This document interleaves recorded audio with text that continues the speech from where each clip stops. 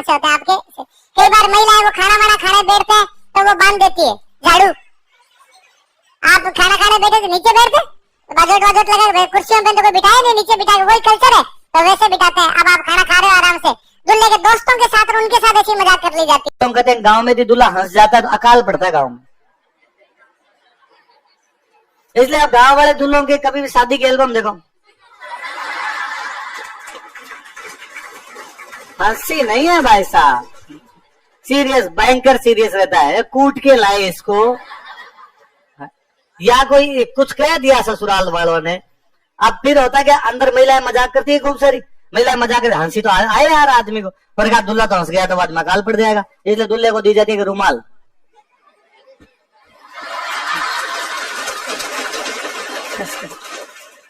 रुमाल लगा लगा के हंस ले बेचारा, खुले हम वो हंसे नहीं सर। कुल मिलाकर उसको संदेश होता है कि आज के बाद तेरी हंसी वैसे भी गायब होने वाली है, इसलिए प्लीज रिहर्सल शुरू कर, आज से कर। तू अपने हंस लिया, खूब हंस लिया तू। जब पावने यूं 10 साल में एक बार जाते, पहले ससुराल जाने को अच्छा मानते नहीं थे। मतलब यदि किसी आदमी को ससुराल जाना पड़ता तो वो आसपास बताता, और नहीं घर से जब निकलते थे तो पुराने कपड़ों में निकलते, आगे जा कपड़े चेंज करते कि लोग मजाक वगैरह कर लिया करते, अच्छा सास रे। तो ये ससुराल जाने को बहुत ही अच्छा माना ही नहीं जाता। ससुराल किस लिए जाना है? तो मान लो लड़की को लेने के लिए जाना है, उसको पहुंचाने के लिए जाना है, तो या तो उसके पीहर वाले आओ, तुम ही लेके जाओ, तुम ही पहुंचा के जाओ, हमारा इसमें कोई लेना देना नहीं है। या बाद में यदि वो पीहर वाले नहीं आ पा रहे किसी भी रीजन से, तो उसका जो वो लड़की है उसका ससुर, जेठ, देवर, उनमें से कोई चला जाएगा, पति नहीं। पति का यूं साथ में जाना बहुत अजीब सा ही मना करते थे, नहीं नहीं, पति कभी कोई शादी ब्याह हो तब उनके अंदर जाए, तो कभी शादी ब्याह कोई 5-7 साल में एक बार होता तब जाता, तब बाद में। अब इतने सालों में गया तब तो जमाई की खातरी हो, फिर तो जमाई का पूरा ध्यान रखा जाए, और फिर उसको कई आइटम और ले जाने पड़ते हैं अपने साथ में। पहले जमाई जब गांव से जाते हैं अपने ससुराल तो साथ में 5-6 किलो होते खोपरे, खोपरे समझते हो, नारियल नारियल नारियल है ना, जो हाँ ना सूखे हुए जो अपने खोपरे लेके जाओ, खूब सारे लेके जाने पड़ते, 50 से मखाने, किरचे, सुपारी, बीड़ी, सिगरेट, भगवान जाने क्या क्या। और हर आदमी मिलता हुआ कहता अच्छा लो तो जवाई साहब सिगरेट तो पिलाओ, बीड़ी तो पिलाओ, और उसको बेचारे को निकाल निकाल के पिलाई नहीं और पड़ती। तो इन चीजों खूब ध्यान रखते। तो बाद में पावना जब 10 साल में एक बार गया तो बाद में पूरा गांव की महिलाएं इकट्ठी होती है, उसकी गीत गाती बात कि नहीं भाई पावना है, इनका कोड किया जाए, लाड किया जाए। अब पावना हर तीसरे दिन चला जाता है। पहले घर के बाहर बैठा रहता था, घर के अंदर एंट्री नहीं है, घर के बाहर ही बैठा रहेगा। अंदर लेके जाते, महिलाओं से बातचीत के लिए लेके जाते, पर बीच में पर्दा तानते, इधर महिलाएं बैठती, इधर उसको बिठाते, और महिलाएं उधर से समाचार पूछती, आपकी मम्मी की तबीयत कैसी है, आपकी फसल कैसी हुई इस बार, दूध देना किस चीज का आपके, वो समाचार पूछ के उधर से बाहर आ जाता। अब वो रसोई में सासू के साथ ही खड़ा रहता है, तो सासू का है पावने का है उसके। मुझे लगती है 2-3 बार के बाद में सासू कर देती होगी, भाई खाली क्यों खड़े हो, लहसुन तो छोड़।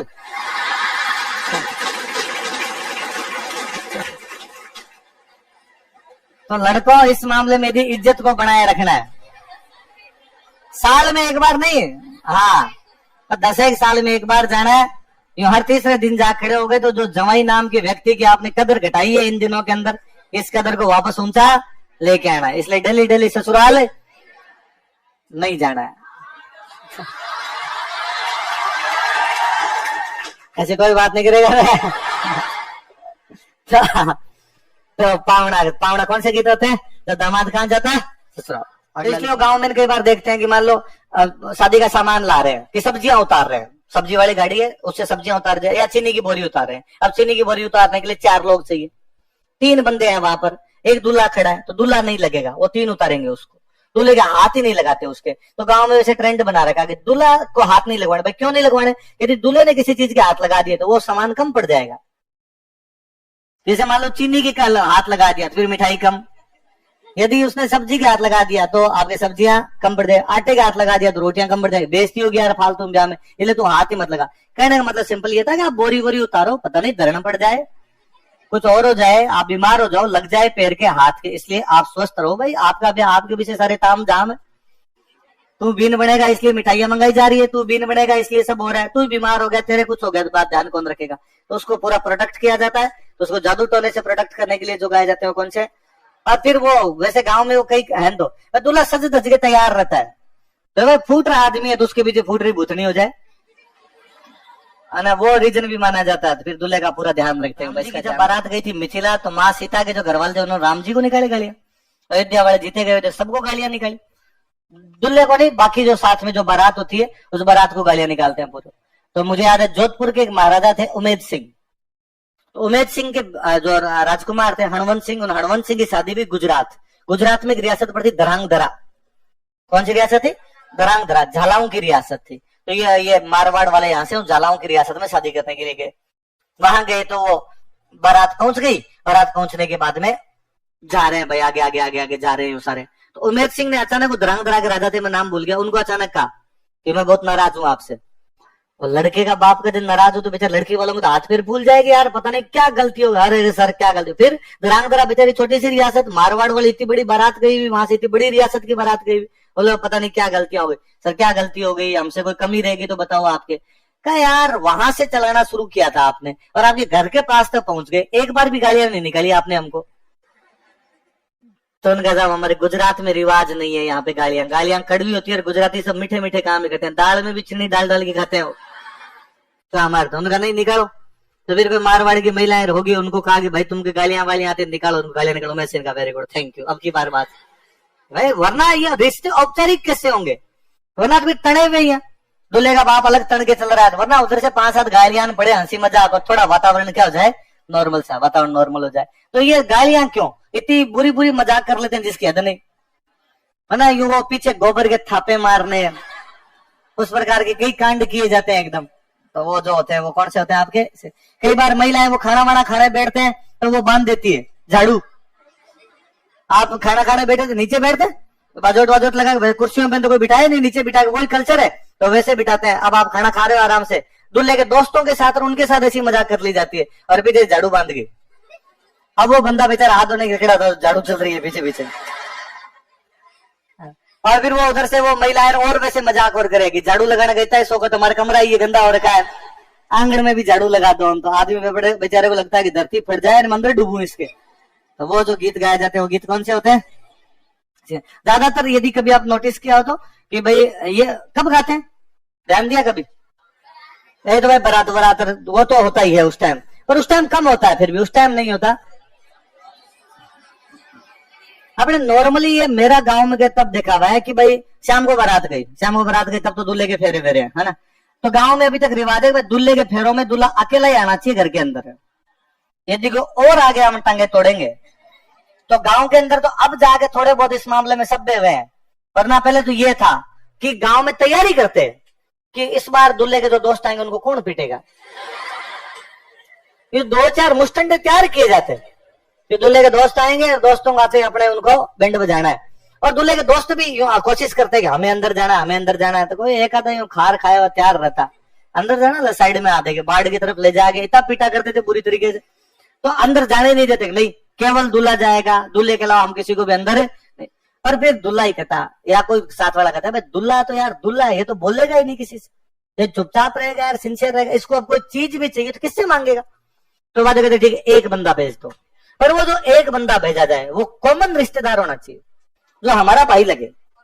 भाई गांव के अंदर ज्यादातर जो होते हैं वो कॉमन रिश्तेदारियां होती है। वो रिश्तेदारियां कैसी हुई कि अपनी बुआ की शादी एक गांव में की हुई है, बुआ अपने गांव के अंदर अपनी भतीजी को और लेगी, तो जो बुआ वाले बेटे ना आएंगे वो तो कॉमन हो गए ना, वो उधर के भाई लगते हैं, अपने भी भाई लगते हैं। तो ऐसे किसी बंदे को आप अंदर भेज दो ताकि वो हमारे वाले से भी यूं परिचित है, उधर वाले से भी परिचित है। तो एक आधा आदमी बैठा रहता है, दूल्हा एकदम चुपचाप बैठा रहता है, वो बाद में यूं ऑर्डर बजाता रहता है। दूल्हे कुछ भी चीजें खड़ा होता है दूल्हा तो कभी उसके कपड़े इधर से सेट करता है।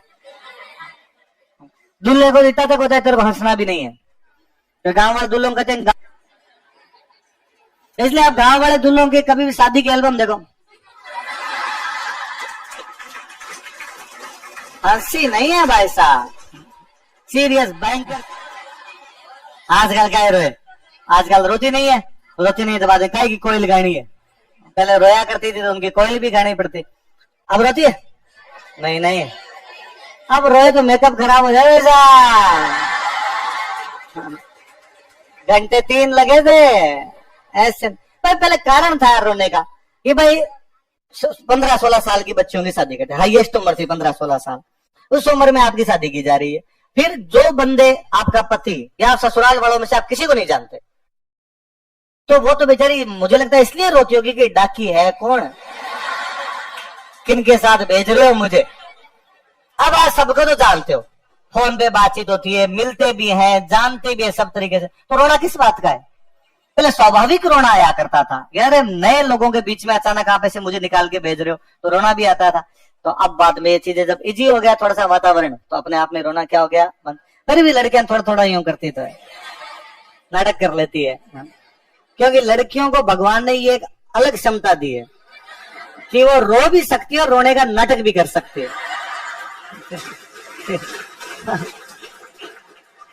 और महिलाओं के रोने वाला नाटक देखना हो तो तब देखा जाए जब कोई दूर दराज का रिश्तेदार मरे।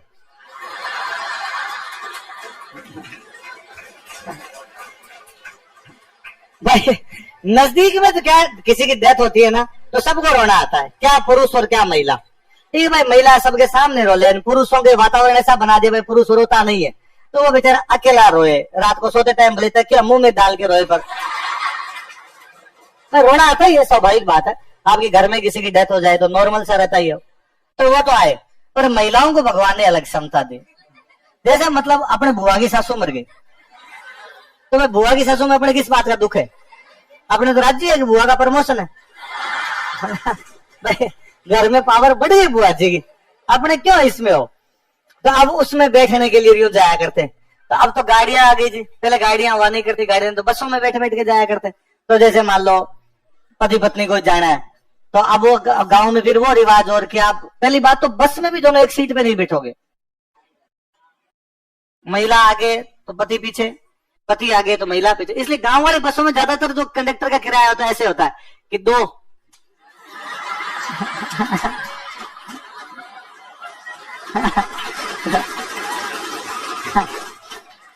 पीछे से दिया तो दो।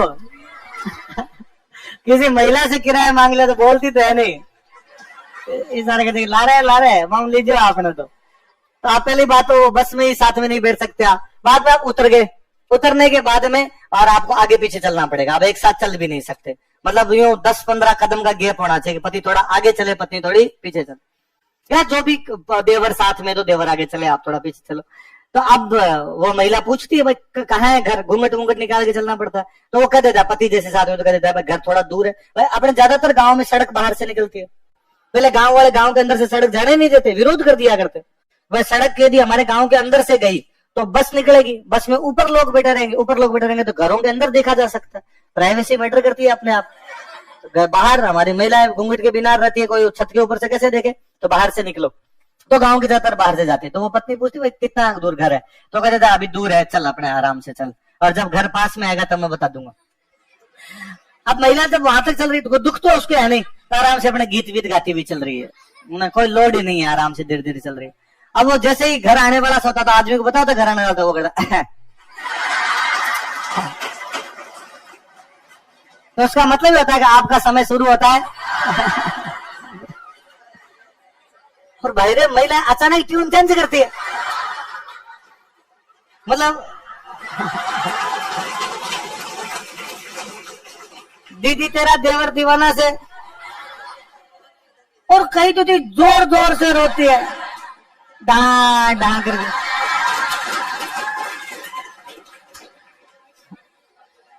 और मुझे उससे भी भयंकर ये लगता है कि भाई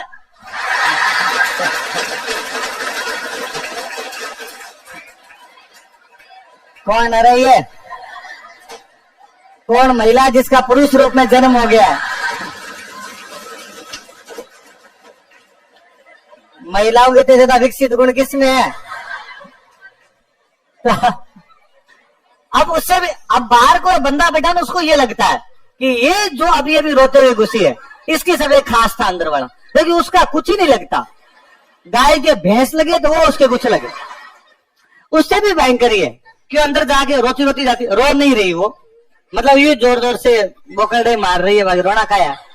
अंदर जो महिलाएं बैठी है उनको भी पता है कि नहीं रो रही, क्योंकि वो भी तो वैसे ही आई थी, उसके बावजूद उसको चुप कराती, ना ना भाई ना। आसी में तो जासीर है, विधाता घर का लेख लिखियोड़ा है, नहीं नहीं रोनो नहीं भाई, रोनो नहीं रोनो। और मतलब आधे एक सेकंड मतलब 30 एक सेकंड मतलब आधे एक मिनट ऐसे करो, इतने वो चुप हो जाती है। मैं कहता हूँ यदि एक्चुअल में आपको रोना है तो 5 मिनट तक रोना रुके नहीं,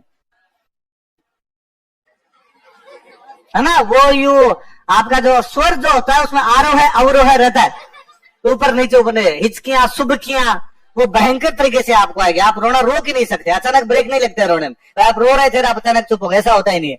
वो महिला ये होती है वो अचानक रोती, अचानक चुप होती। और इतना मैं घर में भी सबको समझाया होता है, जैसे ही गई रोई वो कोई आई महिला, कोई बूढ़ी ठाड़ी महिला सिर पे हाथ रखती, भाई ना ना ना ना ना, अरे रो ना, दुख ना करो। इतने में कोई ना कोई लड़का वहां घूमते रहते, टापर घूमते रहते, वो चाय पानी कोई ना कोई लेके आ जाते हैं, और लो लो चाय, लो लो बिन चाह पिए चाह पिए और हाथों हाथ मतलब 5 मिनट थोड़ा 2 मिनट बात तो अपने पड़ोसन से वैसे बात करती है, थे वो चूड़ो की तम ले आ